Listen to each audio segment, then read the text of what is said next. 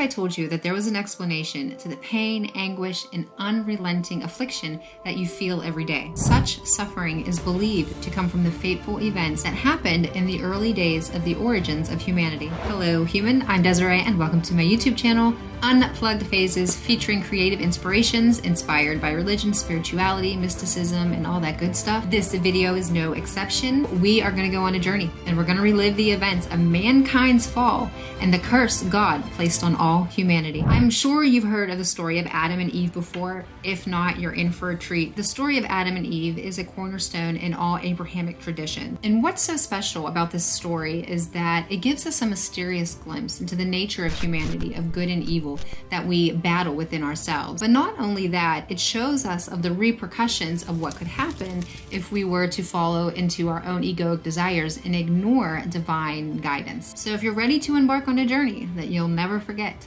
sit back, open your mind, and get ready to meet the mother of humanity who embodied perfection, purity, and God's divine love. Meet Eve.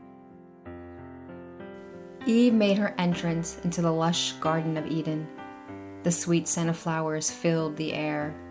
Rays of sunshine illuminated the vast garden, revealing the lushness of the fruit trees. She took a deep breath and felt a wave of serenity come over her. She moved gracefully from one bed of flowers to the next, caressing each plant with tender care. A soft melody danced from her lips, a whispered lullaby to the blooming life around her. As she wandered the winding garden path, a cluster of bumblebees buzzed amongst the wildflowers. She paused, captivated by their tireless efforts. It was a beautiful sight, and a reminder of the interconnectedness of all life. Little did she know, Adam watched from behind an ancient oak tree. His heart swelled with admiration as he looked at Eve. She was not only his companion, but a mirror of the garden's innocence. To him, she was a woman of stunning beauty. Through the dense leaves of the oak tree, their eyes met, and a smile spread across both their faces. They stood there for a moment in perfected silence with a mutual love that words could never express. She had always felt connected to the nature in the garden, but by being with him, she felt a deeper love that only comes from a perfected companion. Eve, with her youth and purity, embodied God's vision of perfection. Her heart overflowed with the boundless love, a testament to her unblemished soul. Her name was a hymn to purity. God, the divine architect, looked upon his work in admiration, proud that he had formed an unblemished and perfect bond between man and woman, their connection always harmonious and a testament to pure love. But as God was admiring his perfected creation from the celestial heavens, he heard something sinister taking place down the hall.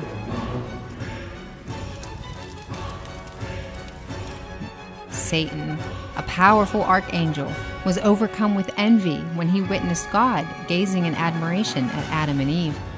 He then rallied together an army of allies, convinced that the Almighty Creator was more in love with humans and his own celestial angels. Satan's army was made of the most powerful and cunning angels seeking to overthrow God's divine rule and establish their own dominion. They were a force to be reckoned with, and their powers were feared by all who beheld them. But the Archangel Michael and his army were not afraid. They stood firm in their devotion to God, ready to do battle with Satan and his army.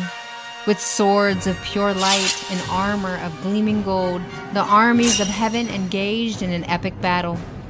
The opposing sides were perfectly matched, and their fight went on without a victor for what felt like an eternity. But Michael and his loyal followers never wavered in their belief, fighting on with unyielding faith. In the end, Michael emerged victorious. He delivered a powerful blow with his blade, sending Satan tumbling from the heaven to the ground below. The war of heaven was over, and the dark clouds departed. The universe was illuminated with a fresh light that beamed with the glowing power of God's magnificence. But while Michael and the other angels celebrated their victory, Satan was busy scheming, concocting a plan for revenge to put an end to God's beloved humans.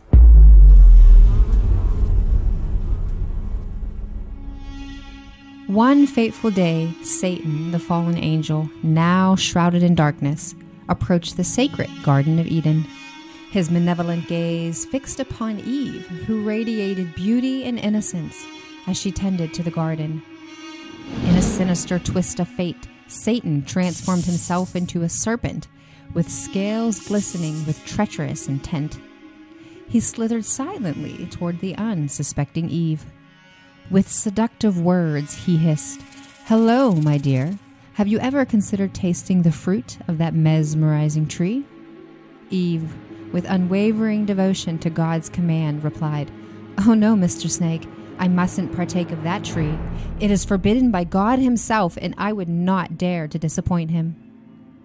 The serpent, his eyes glistening with deceit, coiled closer and whispered, "Darling, do you truly believe that God intended to forbid this tree? If he did, would I still be here with you, undisturbed?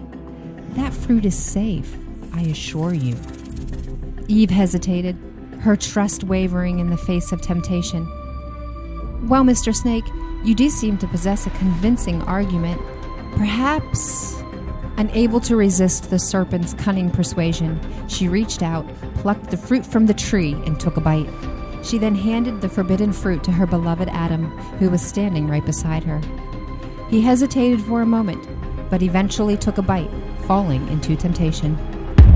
Instantly, they were filled with knowledge and the clear division between good and evil searing through their consciousness. Their innocence was shattered, and they now bore the weight of their transgression.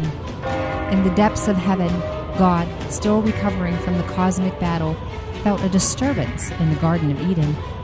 His divine anger flared again, and he came down to the garden to investigate what had happened.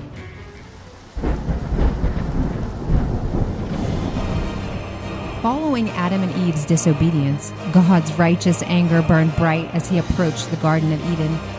His steps echoed loudly, causing Adam and Eve to flee from the wrath they sensed. But despite their attempts to hide, God knew where they were and called them out. They emerged wearing crude garments made of leaves and feeling a sense of shame for what they had done. God looked around the garden with a discerning eye, sensing that something was wrong. He asked, "What have you done?" in a low and serious tone. Eve stepped forward, her head hung in shame. "It was the serpent," she said. "He deceived me and tempted me with the forbidden fruit." God turned his attention to the serpent, the disgusting creature that had enticed Eve into temptation. His voice resonated with the final decree, sealing the serpent's fate. "Because you have done this, cursed are you above all cattle and all the living creatures of the field. On your belly you will crawl, and dust you will eat all the days of your life. And I will put hostility between you and the woman, and between your offspring and her offspring. He shall strike your head, and you shall strike his heel." In that moment, Satan realized that he will never enter the kingdom of heaven again, and any chance of redemption is now lost. God then turned to Eve, the mother of all humanity. She stood before the Almighty with a heavy heart. God's words were stern and unforgiving as they reached her ears. "For you, Eve, I will greatly multiply your pain in childbearing. In pain you shall bring forth children. Yet your desires shall be for your husband, and he shall rule over you." Furious at Adam's disobedience, turned to him and spoke with divine authority. "Cursed be the soil because of you. With effort you shall obtain food all the days of your life. Thorns and thistles shall it bring forth for you, and you shall eat of the plants of the field. You shall have to sweat to eat your bread until the day when you return to the earth, for from it you were drawn.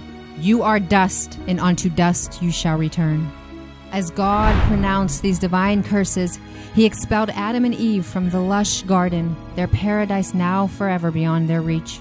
To ensure they could not partake of the tree of life and attain immortality in their fallen state, God placed a mighty cherubim and a flaming sword to guard the way to its sacred branches. And so Adam and Eve departed from the paradisical sanctuary, leaving behind the blissful innocence of their former existence. Their journey, now fraught with hardship and toil, marked the beginning of humanity's enduring struggle, influenced by the decisions made that day in the Garden of Eden. Thank you so much for watching this video to the end. I extend my gratitude towards you. If you did enjoy this video, please like, subscribe, and share it with your friends and family because I put a lot of time and energy and effort into this. So that's it. That's all I have for you, and I'll see you in the next video.